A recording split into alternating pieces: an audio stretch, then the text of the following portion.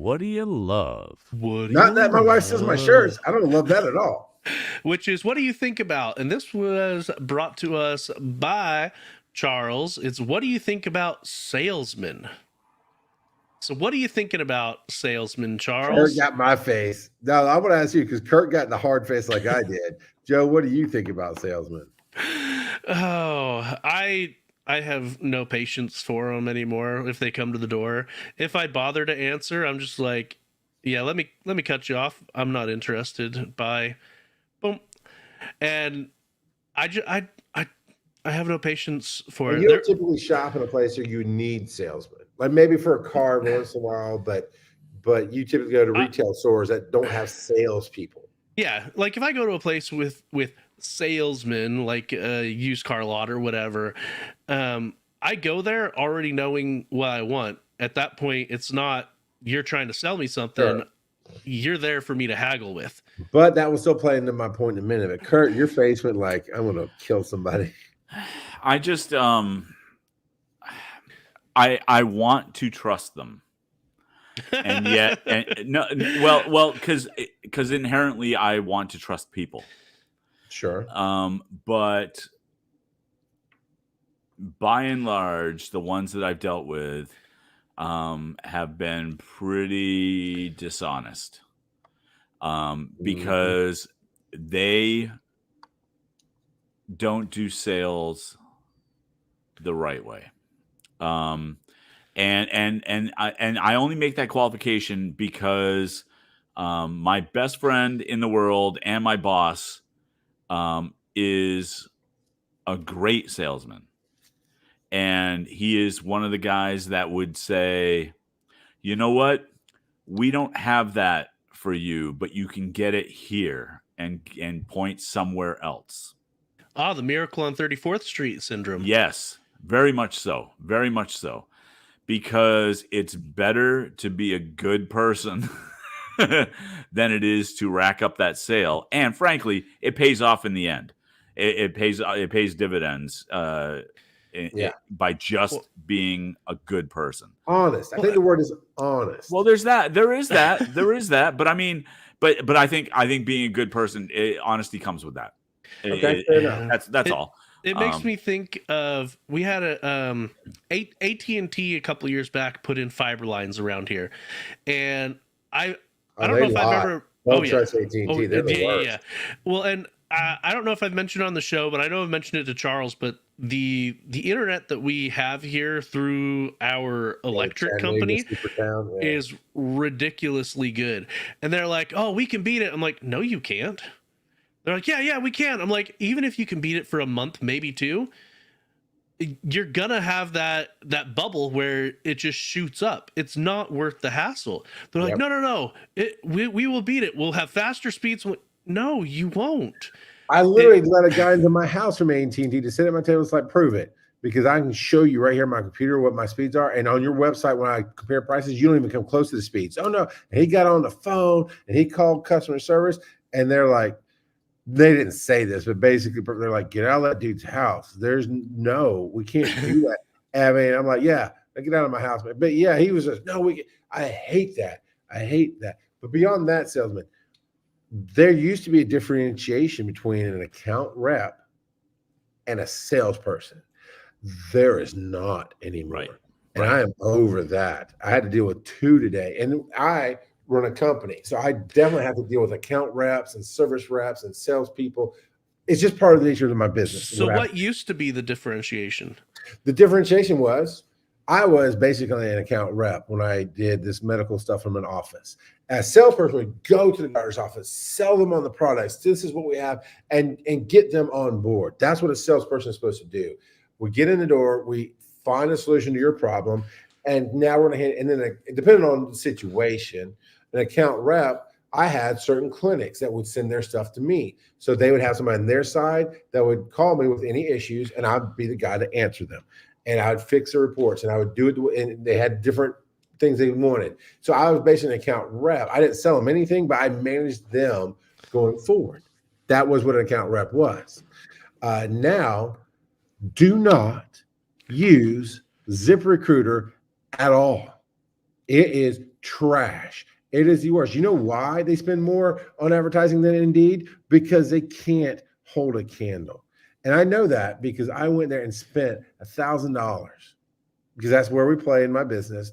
I was needing paramedics, and I told them I need to be able to get paramedics. And they're like, yeah, we do this, we do this, we do this. I'm just willing to try another avenue.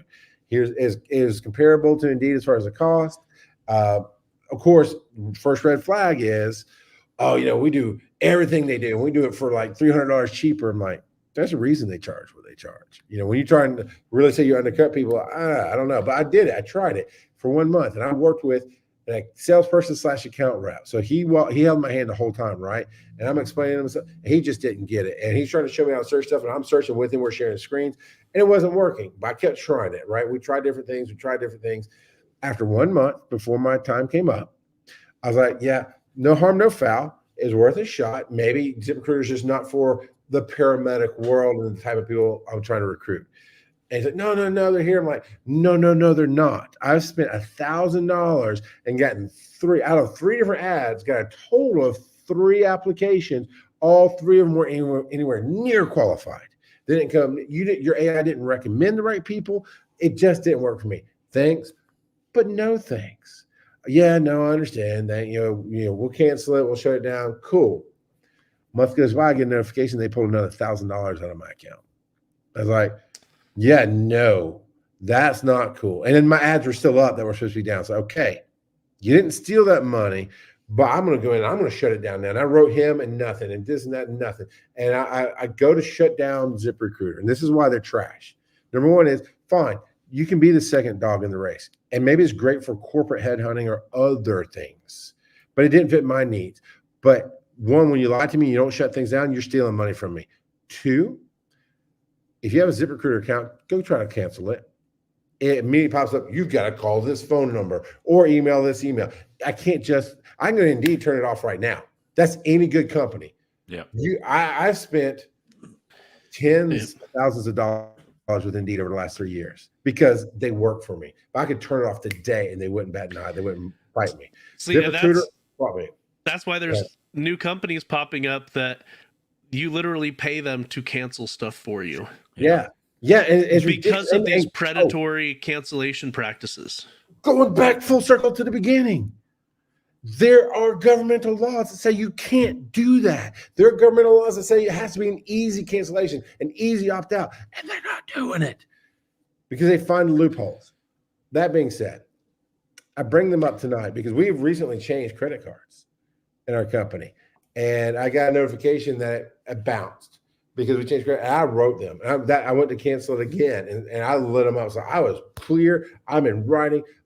You do this again, I will go to the Better Business Bureau. I'll look and see if I can get a lawsuit. I'm going to go on TikTok. I'm going to just whatever I can do to tell my story that you are stealing my money. I was busy today. We're opening a new base. We're expanding. We're doing some great stuff. And I was busy in meetings all day. And so I got a call. By the way, the call center for both Indeed and ZipRecruiter are in Arizona. So I keep getting unknown numbers from Arizona. It turns out to be them. They leave messages. And now on Indeed, I have an account rep. Yeah, he tries to sell me a little bit, but I've gone through 2 or 3 account reps now because people move on in the company or whatever. All of them super educated, try to understand my industry, look at my tools, have really given me advice that really funneled people to me. And now they are at the point it's like, yeah, we just want more money. But he was cool about it. Got a voicemail today. And it was my account rep from ZipRecruiter going, hey, yeah, man, I just checked on your account and I see you have no ads up. I don't really want you paying for something if you're not using it. I'm like, I am about to call you back and rail you over a recorded line and ask to speak to your supervisor and get you fired because you are stealing money from me. And I've told you in writing, I told him in person on a recorded meeting, done, cancel the account. It's not working for me. ZipRecruiter is stealing money, and I am done with them. And then insurance. Buckle up, Buttercup. We're going for a ride tonight. I hate salesmen. I do. Now, my partner is a salesman. I tell him all the time, it's like, you are the only good salesman I've ever met. It's similar to what you were saying, Kurt. I believe it was you saying that because he's the guy's like, if it's not our solution, we can't help you. I can help you find it. He's helpful guy. And he really knows how to meet needs and do sales that way. But our insurance guy, won't go through the whole long story because I just went through a long, angry story about ZipRecruiter. But our supplemental insurance went in effect March 1st. So my employees were like, hey, I don't have my cards. I don't know how to get my kids to get their eye doctor. And I'm like, huh. I went on to, there's this thing called Employee Navigator or something like some portal that we have that lets us log in and see our benefits. I can see, oh yeah, I'll get my benefits. No cars, no nothing. So hey, call the insurance sales guy because he's supposed to handle all that. He didn't take her call. She emailed him. He emailed her the temporary dentist cards, which shouldn't be temporary when it went into effect 7 days ago. And then he tried to say that he didn't work with certain companies. We were doing this and doing that and blah, blah, blah. Like, no. You came to my office and I didn't hire him. I hate him. I think he's a piece of trash. But he came to my office to force me to, my boss/partner said, do a video with him so we can educate people how to sign up. Sat next to me, had all the answers that proved to be wrong. Literally, like on the phone and the recording. It's like, dude, you were not on board. Never apologize, never nothing. And that's my word of the day, obfuscate. Obfuscated everything. Like there's no clarity on how to get anything. We don't have links. We don't have any way to understand how to do it. And now our rep, our salesperson, oh, I don't do that. You literally sold it to us, you piece of bleep. So yeah. Thank you, Joe. It is. Yeah. Okay, random kid. This is what I dealt with as an account rep. Salespeople always overpromise every single time. Now, obviously, truly, it's not every. You're going to have the one-offs like Kurt's guy and my people, and some people I've met in my past, and this and that and other. Sure, but the rare unicorns are the salespeople that meet your needs and tell you the truth. And I chewed out my sales reps all the time when I worked at it was called CardioNet back then. I don't know what it is now, because they go, no, we can do that. No, we can't. We cannot send a Tesla to space. That's not what we do, man. I'm reading a report. Why are you selling them Teslas that are going into space, you moron? Yeah. So all right, I'm off my rant, but I was just thinking about that tonight. Going, I need to vent a little bit because I'm going to professionally go and threaten to take down the entire company if I have to, if they ever touch another dime with my money or try to or contact me ever again. And I warned them I was going to do this. I was going to tell my story publicly because you aren't listening. All I need you is listen. And that's my ultimate thing. Yeah. And I know you got something, Kurt. I'm going to throw it to you. I had my sales thing, but yeah, I think it just speaks to so I've been reading a number of different like self-improvement type books. And the thing that most salespeople say that they have is integrity, but through practice, very few do. Because, well, and part of it is, frankly, based on the fact that a lot of salespeople still work on commission. You can be rich if you do the right job. Yes. What did you say, Kurt? You just keep coming back. You talking about, hey, finding, the not a Christmas story. Yeah, Christmas story principle. Hey, no, we don't have it here. Oh, the Miracle on 34th Street. Miracle, that one. Yeah. Because people go, man, that person took care of me, and that's what they remember, not what they bought, not the deal they got. Right. Who took care of me? It's kind of funny too, because like one of the things that we talk about often in our company is when we have to recommend things for a customer, we often will go, well, they don't have a lot of money, so we need to think about, budgetarily what should we require, what should we recommend that's within their budget. And my boss, who is a sales guy, often says, okay, we're very happy that we're being sensitive about, whether or not it fits into their budget, but is it the right solution? Like, because it's more important to give them the right solution and let them say, we can't afford that. Is there something more affordable? Because that puts us in the position of going, well, you can do this, but it won't have these features. How important are these features to you? Oh, I get yes, Kurt. And then here's a phrase I hate. Here's a phrase I hate. Well, tell me what price would it take for you to say yes and not worry about it? Oh yeah, I Yeah, hate no, that. I'm not a fool. I'll let my phone listen to me. I'm not going to feed you that information, dummy. Go buy it from Facebook, Yeah. like everybody else does.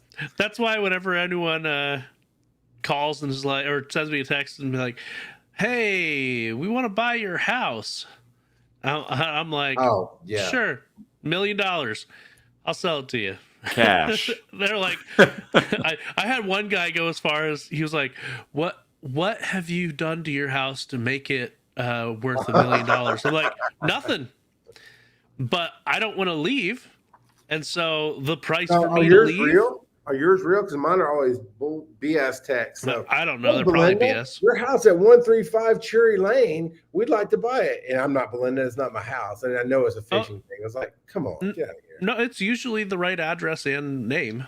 So they're actually trying to. Well, and then you are in a very well populated neighborhood. That honestly, if a corporation bought it, they'd make bank renting it. Yeah. So, but. Yeah, it makes me, just thinking about salesmen. I was trying to think about different movies that have salesmen, and it makes me think of Secondhand Lions. I've never seen it. You've never seen it? Oh, I meant to. And my wife and kids have seen it, but yeah, I haven't got around to it yet. It's good. You should see it. Haley Joel Osment is in it. Yeah, when he's little. Yeah, it was after Sixth Sense, but he was still a teenager. But yeah, so there's a salesman that keeps coming because the rumor is that his uncles used to be bank robbers and have a ton of money. Right. So the salesman keeps coming back trying to sell him stuff, and half the times they shoot guns at his feet or stuff like that to drive him away. But then he finally realizes, some of the different things that might actually interest them. And so he finally makes a couple of sales with them because he finally zones in on what his customers actually want. But yeah, that it is an underrated movie in my opinion. Secondhand Lions. It's a lot of fun. It's got a great bar fight scene.